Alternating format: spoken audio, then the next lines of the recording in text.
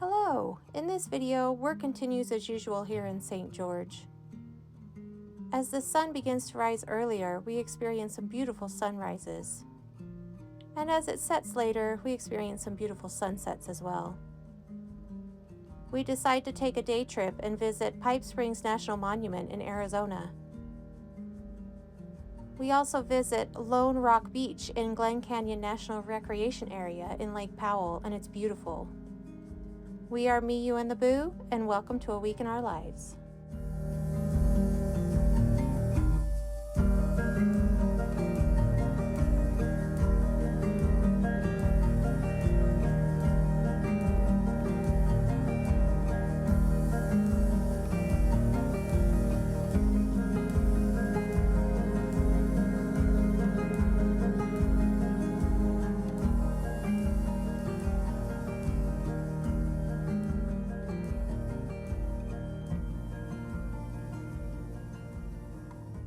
So you had an exciting day?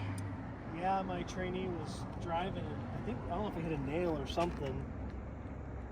And all of a sudden, like a small leak happened and started losing air. And by the time we got back here safely, At least you got back here. we got back here and it's safe in the parking lot.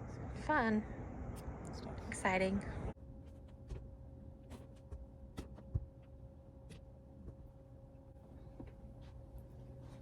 Hello. I'm actually out here by myself right now. Kenai and Jordan are taking a nap. And I mentioned before, I don't really like taking naps. So I'm gonna work on this Afghan. I don't know if you call them Afghans when you're finger knitting. But I'm gonna work on this right now.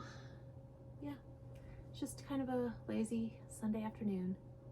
I like these kinds of afternoons. Anyway.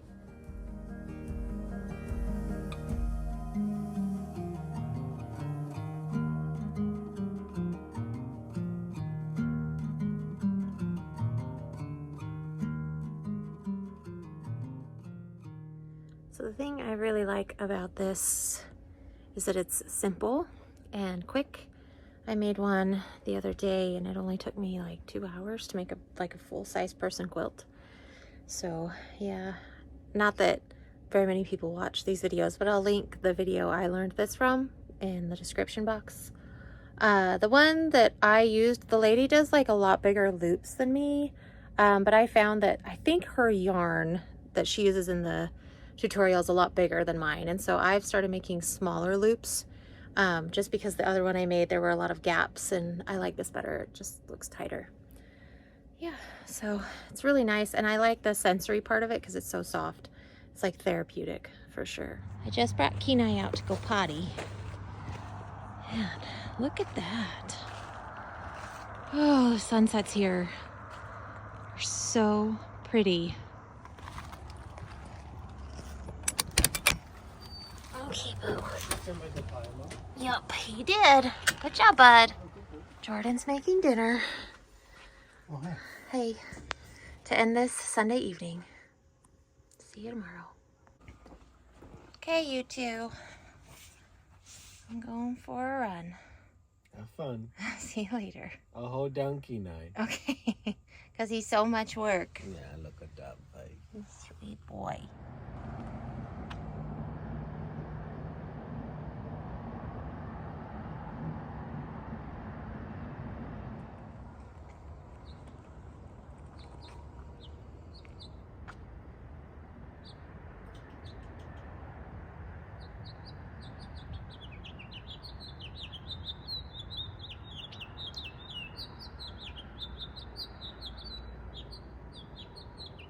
Morning.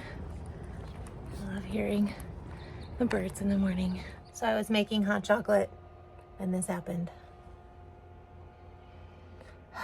Mondays.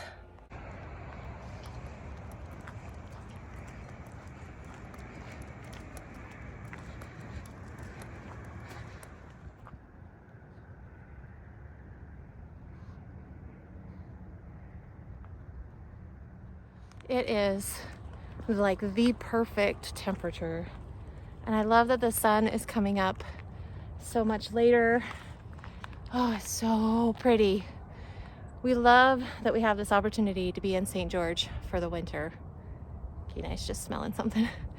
Oh, it has totally changed everything. I feel like I had probably had like seasonal depression when I was up in Logan because of all the snow. Jordan said the minute we came down here last year, he was like, night and day, you were a completely different person. And it's true. I just feel so much nicer down here when the sun is shining and it's perfectly warm.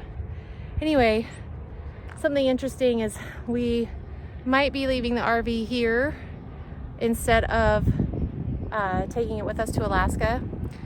We have been trying to figure out what to do about getting it fixed, and it just gives us, it's so stressful.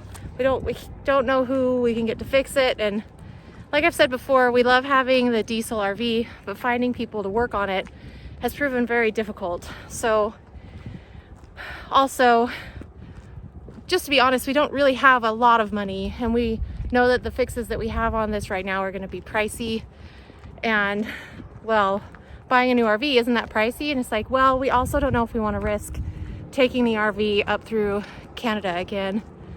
It's really expensive gas wise, diesel fuel wise, and because it's not set up to be off grid, we have to stay in an RV park every time, and so that makes the timeline kind of crummy because we can't just pull over on the side of the road. We technically can, but it's not ideal.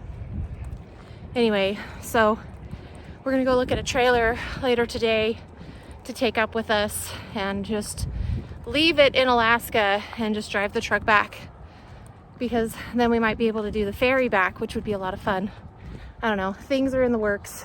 We need to get things decided quickly because, you know, the next month or so is gonna go quickly. Anyway, so those are the things that are in the works. Yeah. So stressed about these decisions. I try to remind myself that even if we had a house or like regular jobs, we would have other things we would have to deal with. So I'm trying not to let this be like, I don't want to live this lifestyle, because honestly, I've tried to get away from it, and neither me or Jordan were happy in other jobs. These are the jobs that we really love. So yeah, we'll just keep doing this and we'll figure it out. We always do. Yeah, so I'm just gonna enjoy this beautiful day, going for a walk with Kenai and then going for my own walk and then going to work. Well, we did it. We are going to buy a trailer. We didn't buy it yet, but we're gonna probably buy it tomorrow. How do you feel about that, Jordan? Feels good. Feels good. We were worried about taking the big Class A up there and having it break down along the way because we put so many miles on it recently. Yeah. To keep it more local. I feel like it will still be our home, but it will be our winter home. We just feel a lot better about this than putting ourselves. I think I would just not enjoy driving it up or back. I think the whole summer, like the next couple of months, I would just be worried about driving it, and coming back I would be worried, even if we got everything fixed on it. And now this means we don't have to worry about getting everything fixed right now, because it still runs. We were just going to get things fixed to go like, what, 3,000 miles or whatever? Yeah, 3,000. So I feel like a big weight is 6,000 total. Yeah, a big weight has been lifted off. Yeah. And then we can have the truck with us, and we can store it in Alaska and just drive back down really quickly. Maybe take the ferry. We don't Maybe take, yeah, I mentioned this earlier, we might take the ferry. We don't know. This opens up a whole other, because we were going to take the ferry with the RV, but it's like $10,000 to put our big yeah. I got a quote of $11,000. $11,000 to take that thing, and so no way. I thought it was insulting. Yeah, but we feel a lot better now about our future plans, and we can kind of relax now. We do have to figure out where we're going to store the thing while we're gone and all that, but we'll figure it out.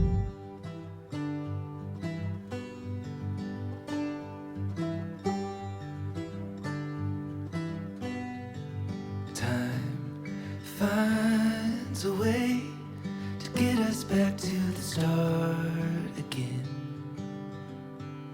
To get us back to the start again. To get us back to the start. Life finds a way to bring us back where it all began. To bring us back where it all began. To bring us back where it all began. Life is beautiful,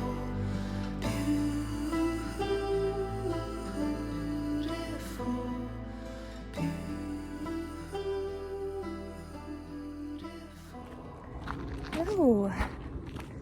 Just out here doing the usual, going for a walk. Let's jog. I'm trying to do 2 a day. I'm not pushing myself, I'm not going very far, but mostly I just want to get outside. I just feel better about everything. Working from home is great, but you do feel like you're kind of stuck inside all day. Kind of a regular day. Jordan went and did some training. I did some paperwork. Tomorrow we're actually going to go to a place called Lone Rock Beach in Kane County, Utah. It's about 2.5 hours from here. We both decided we needed a little mini adventure. I saw this come up on something, I can't remember. Sorry if the audio is bad, it's kind of windy now. Anyway, so should be a nice end to a good week, and we'll show some of that tomorrow.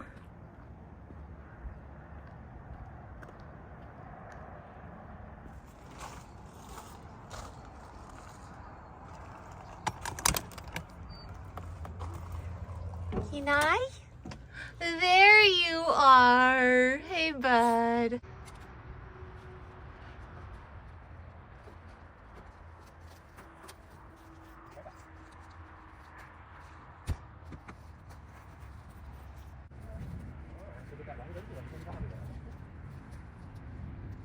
Okay, we're getting ready to go on a mini adventure to Lone Rock Island. A couple hours from here. You ready, buddy? I'm excited to go. I'll get his beds. You can take him out in the car. You got his leash and everything, right? Well, we have a leash inside the car too. What? We have a leash inside the car too. Oh, okay. I'll get everything else.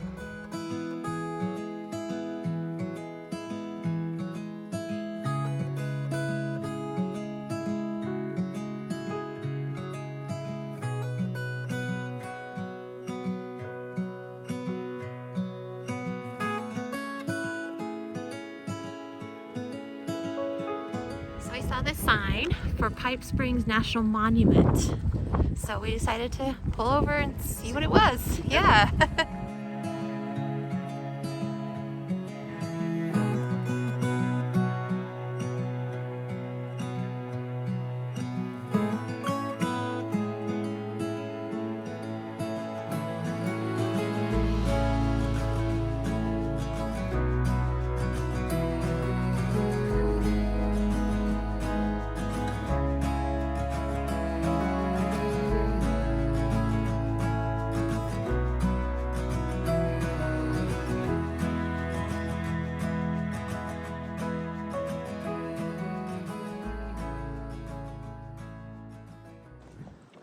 The little house or the big house?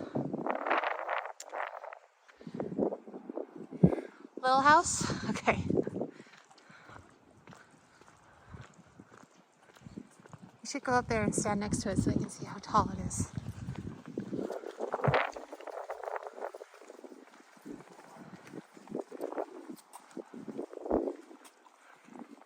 How crazy is this?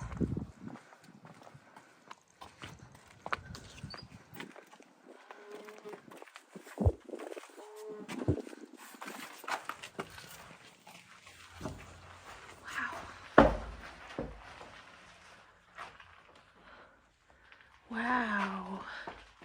Can you imagine living in something like this? It's bigger than our RV. That's right. That's true. That's true. Cool. Oh, it's a big old cow.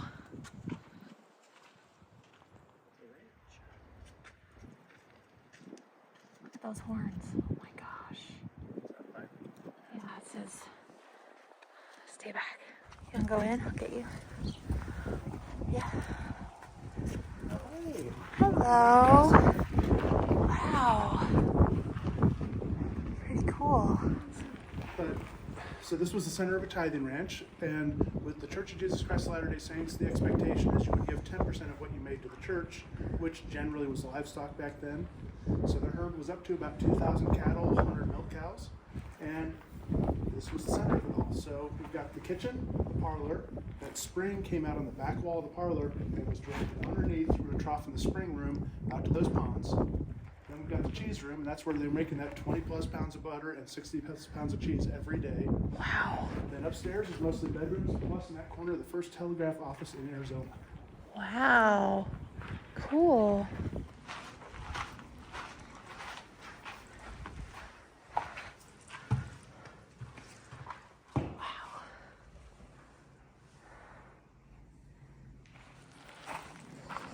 Watch your head.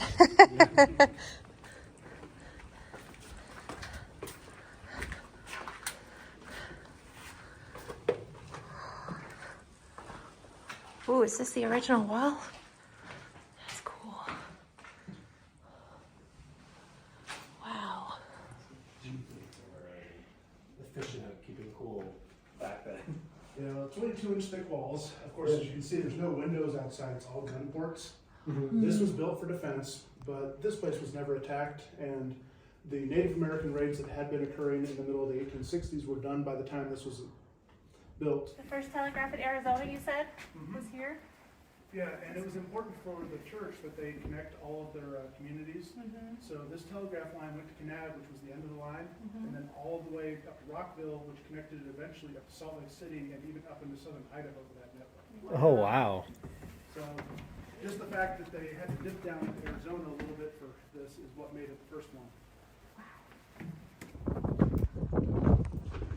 Deseret Telegraph. This is so neat. That's not people today. It's from the 1800s. Holy cow. Look at that. There's some right there. Noted. What a neat little stop.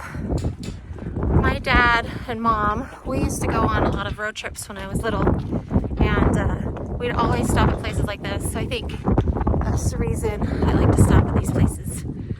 Anyway, I'll probably input on the video a little history of the place, why it's here. Yeah, so cool.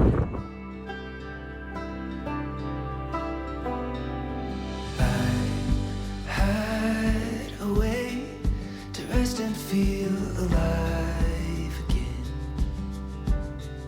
To rest and feel alive again.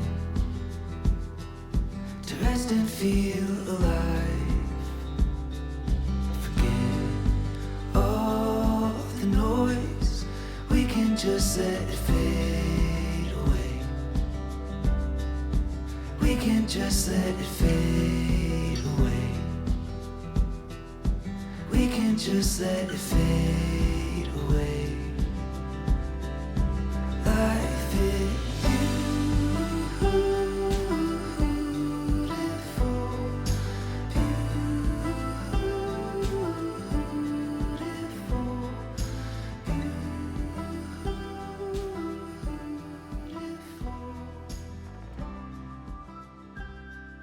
There it is. Made it out here. We were gonna drive down there or walk down there, but we're a little nervous. We don't want to get stuck. So we were gonna walk, but it's kind of warm and Kenai's already a little hot. So we'll just enjoy our lunch and just enjoy it from up here.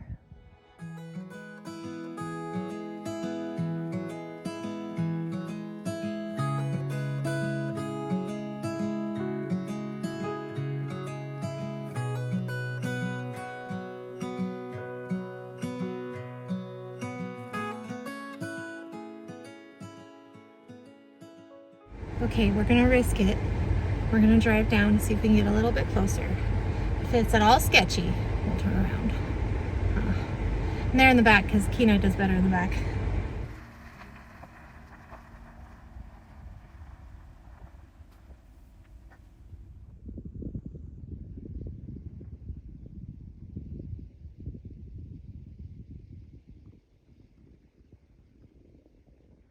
So to those of you who don't know, I read a little bit about this place.